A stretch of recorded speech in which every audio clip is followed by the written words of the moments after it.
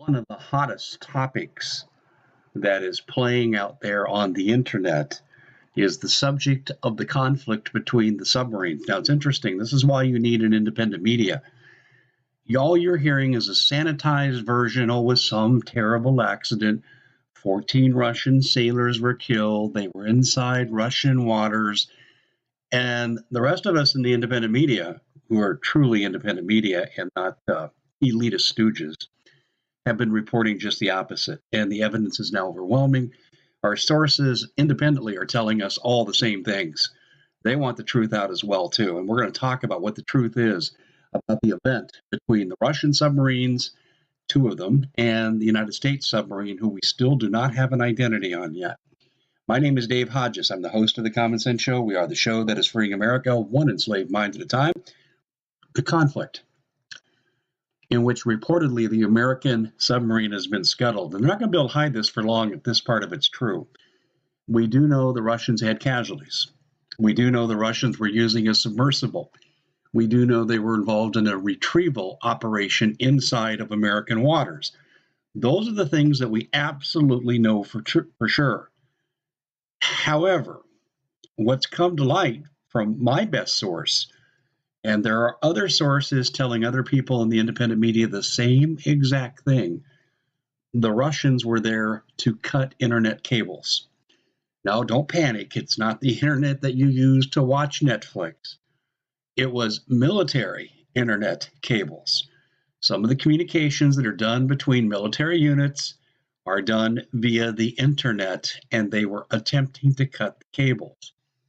And you're thinking, is that all it was? That's no big deal. That's been the reaction of a couple people I've shared the story with. Well, those people don't understand how military operations take place. When you attack someone, the first thing that you do is take out their command and control.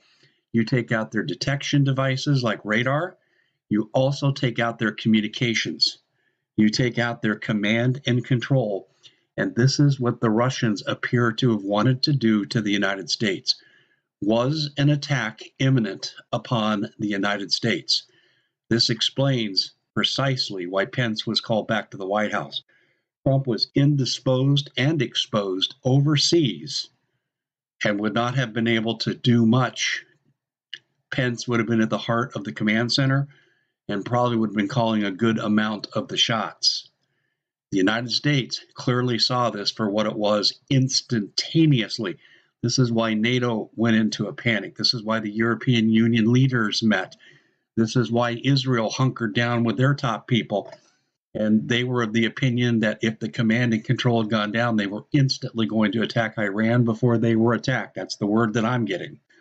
In addition, we know the Cobra of the UK went into secret meetings at the same time. These events aren't isolated, and Putin was recalled. This was a move designed to take down military command and control, and you only do that for one reason. That's a prelude to attack. Is that how close we came to war? Was Russia planning to attack the United States by blinding us before we could attack Iran? That's my operating hypothesis right now, and it happens to be the hypothesis of the RSOF source that I've been consulting with.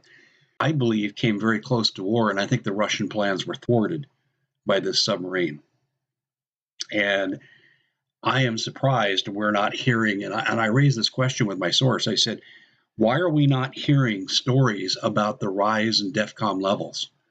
He said, because as that submarine approached, he said those DEFCON levels already went up. And he said in those kinds of situations, he said they do not release what the DEFCONs are.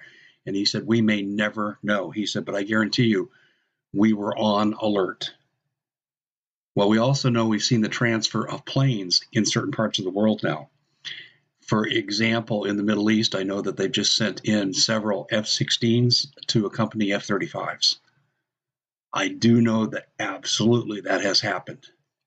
I also know some of the crew chiefs for the F-35s and the F-16s have been on alert and their leaves have been canceled. Not all of them, some of them. So how serious is this? Well, I guess time will tell. Will the Russians come back and try again? I don't think they'll try this tactic because they tried, failed, got caught. I don't think they want this out there publicly. What needs to happen is Trump needs to sit down with Putin Forget Mueller and the Russian collusion delusion. Isn't it interesting, too, that on the 17th, Mueller is going to tell the Democrats in Congress all the dirty stuff in the report that didn't get published? Well, first of all, if it's not published and it's not public, it's not worth anything. But that doesn't mean that he's not going to say things that'll push the Democrats towards impeachment.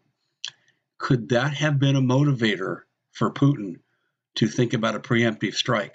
Putin is already on the record as having said if Hillary Clinton got elected, he would have launched a first strike against the United States. And that obviously was due to her debate number 2 comments in the 2016 election campaign when she said she'd create a no-fly zone and would shoot down anything that would violate it, which first target would have been Russian airplanes.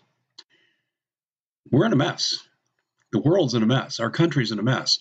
The left wants a war. Mueller will say anything, I believe, to provoke the removal of Trump, which could provoke Putin to launch a first strike. I don't think it'll take the form of internet cables, but it's going to take some form. Why is Trump thinking about Iran? Well, let's say that Trump really doesn't want to attack Iran, and I don't think he does, or we already would have done it. But I think he needs the leverage against Putin right now. We'll have to wait and see where this goes. But these are the essentials as we understand them right now. We have identified the initial target for the Russian submarines, and that was to cut internet cables. And that attack on our cables was stopped. We do not have a casualty report on the United States, nor do we know the name of the ship at this point. I've heard a couple of rumors, but I'm not putting them out there because that would be irresponsible, because there could be family members listening to this broadcast, and I don't want to unduly alarm anybody. Ladies and gentlemen, thank you for tuning in.